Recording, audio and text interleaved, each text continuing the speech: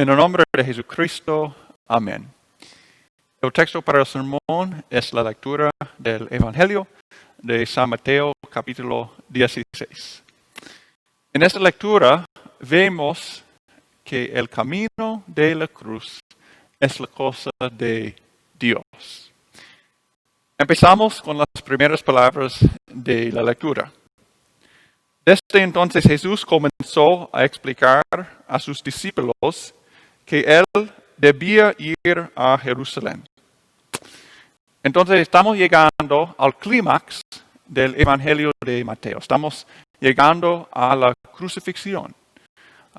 Recuerden que en las lecturas antes de las últimas semanas vemos que Jesús fue a lugares apartados para mantener un perfil bajo.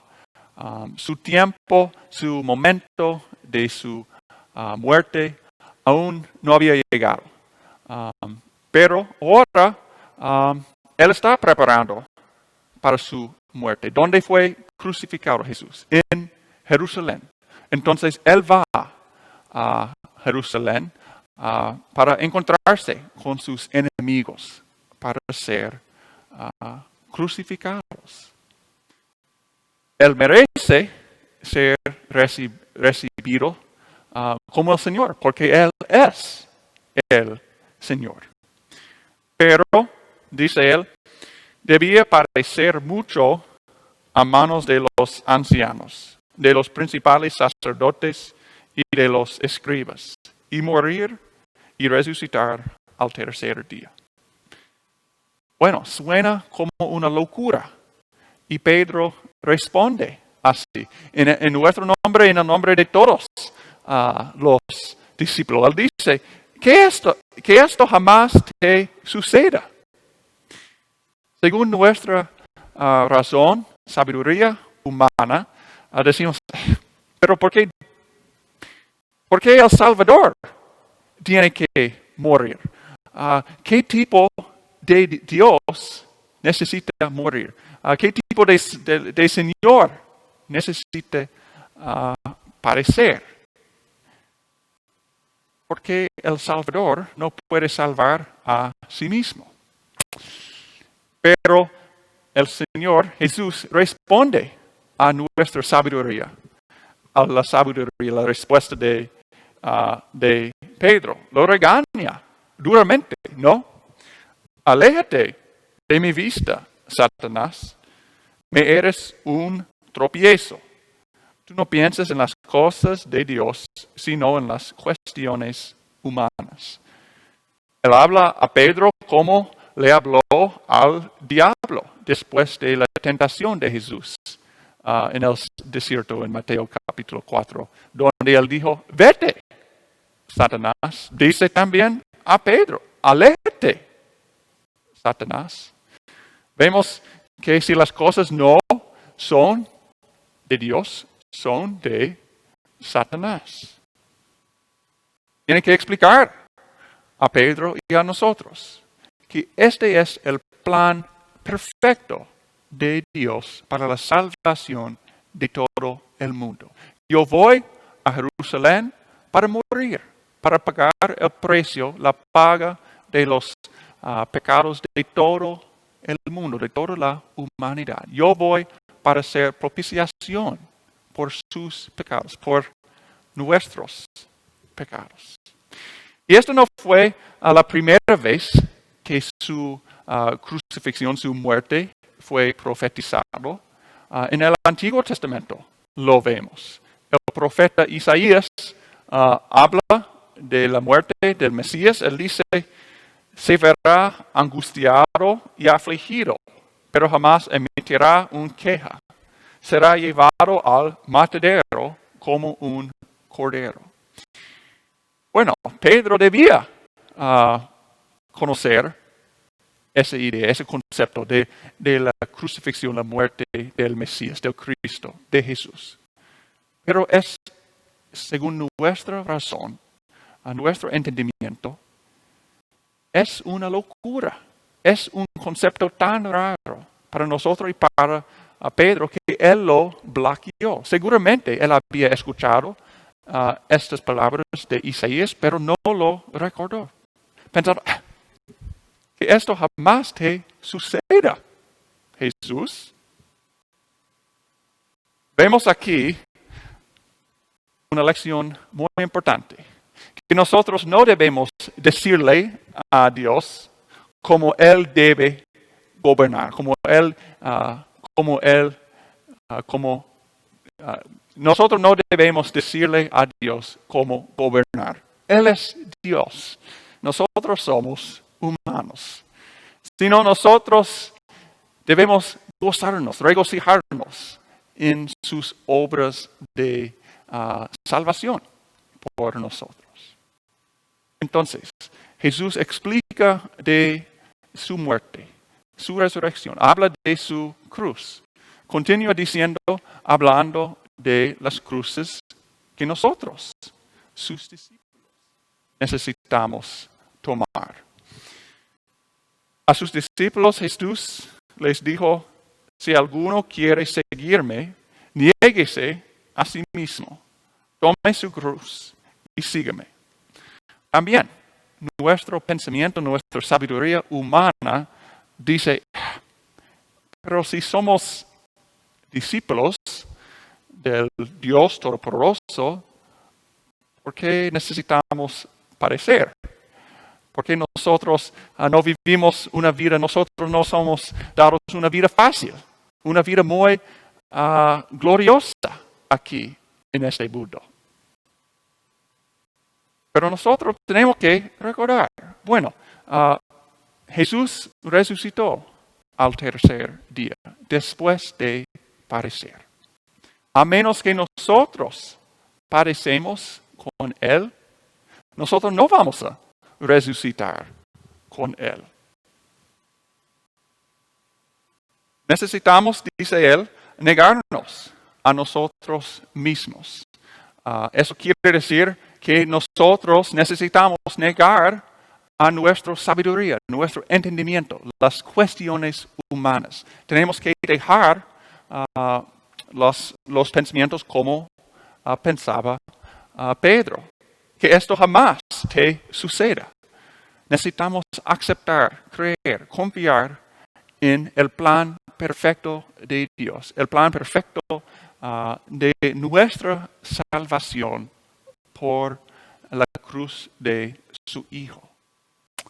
También nosotros necesitamos negarnos a nosotros mismos por dejar de lado todo orgullo, como lo hizo Jesús. Entonces, wow, es mucho. Pero Jesús sigue hablando, dándonos más. Porque todo el que quiere salvar su vida, la perderá. Y todo el que pierda su vida por causa de mí, la hallará. Porque ¿de qué le sirve a uno ganarse todo el mundo si pierde su alma? Bueno, está diciendo, ¿quieren ser mis discípulos? Necesitan estar dispuestos de perder todo. Eso es duro, difícil. Cuando nosotros pensamos de nuestras ofrendas que damos a la iglesia, ¿reflejan una disposición de perder todo por causa de Jesús? Probablemente no. Nosotros estamos dispuestos siempre de perder amistades a través de tener conversaciones difíciles por causa del Evangelio. Estamos dispuestos de hablar con nuestros seres queridos de cosas de la Biblia que nosotros sabemos que tenemos que tener conversaciones, que sabemos que tenemos que tener con ellos. No siempre estamos dispuestos a tener estas conversaciones difíciles. Quizás pensamos, yo puedo negar nuestro entendimiento, nuestra sabiduría que el Señor, que Jesús no necesitaba, no debe morir en la cruz. Yo puedo aceptar, ok, si Dios dice que Él tiene que morir, ok, lo acepto, lo creo. Pero después estamos dispuestos de tomar, de soportar todo lo que eso conlleva. Podemos decir, sí, estoy dispuesto, estoy listo para perder todo, todas las cosas terrenales por causa de Cristo, incluso nuestras vidas. Es difícil, ¿no? Y dice Jesús, porque el Hijo del Hombre vendrá en la gloria de su Padre con ángeles y entonces pagará a cada uno conforme a sus obras. Ok, entonces Jesús vendrá en el último día, el día de juicio, y va a juzgar a todos nosotros, pagará a nosotros conforme a nuestras obras. Cuando Él nos mira, ¿qué va a ver? Va a ver que no siempre estamos dispuestos de dar a la iglesia como debemos. Va a ver que siempre estamos dispuestos de perder amistades por tener estas conversaciones difíciles con amigos y seres queridos. Va a ver que siempre nosotros tomamos nuestra cruz y seguimos a Él fielmente. Estas palabras de pagará a cada uno conforme a sus palabras, quizás nos hacen un poco incómodos. ¿Qué vamos a recibir de Jesús? Somos condenados, va a dar a nosotros condenación por nuestra infidelidad de seguir a Él, de tomar nuestra cruz. Gracias a Dios, gracias a Jesús, nosotros no somos condenados. Nosotros no somos condenados porque nuestra salvación no proviene de nuestra habilidad de seguir a Jesús fielmente, 100% del tiempo. Nuestra salvación no proviene de nuestra habilidad de siempre tomar la cruz. Nuestra salvación no proviene de nuestra disposición de siempre tener las conversaciones difíciles, de siempre dar de nosotros a Cristo como debemos. Sino, nuestra salvación proviene del padecimiento, la muerte y la resurrección de Cristo. Sí, tenemos que confesar y confesamos que sí, hemos estado avaros con nuestras ofrendas, quizás.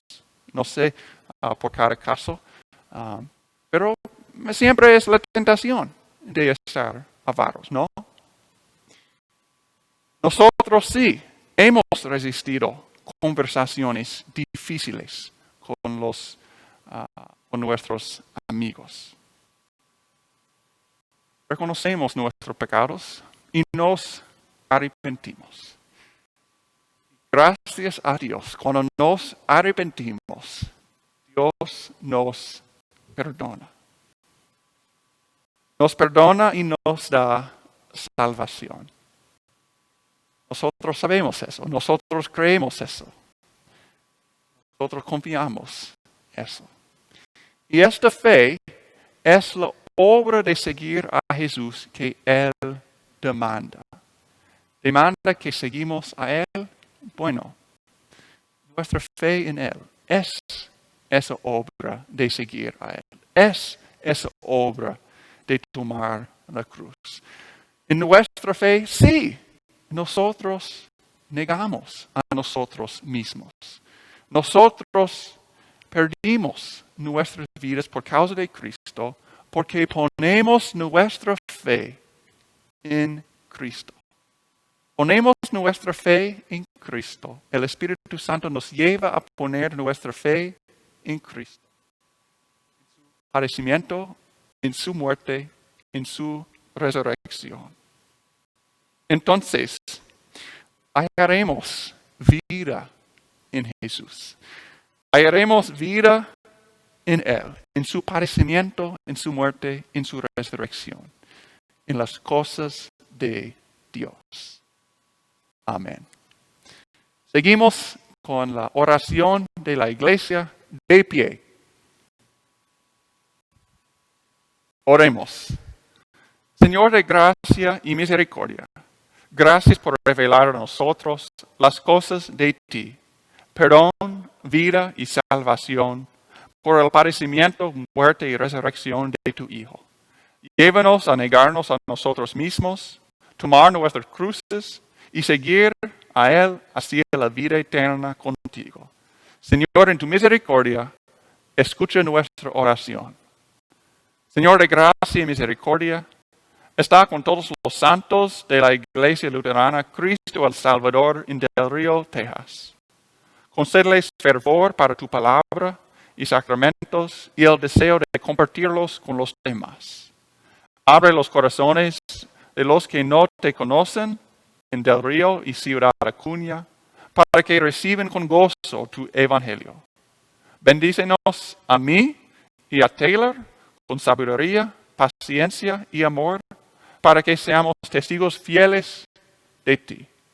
Señor, en tu misericordia, escucha nuestra oración. Señor de gracia y misericordia, concédeles a los que están enfermos, hospitalizados y se recuperando, especialmente tu hija Joana, tu mano de curación. Señor, en tu misericordia, escucha nuestra oración. Todas estas peticiones te presentamos, Señor, con toda confianza, que nos escuchas y respondes de la mejor manera. Amén.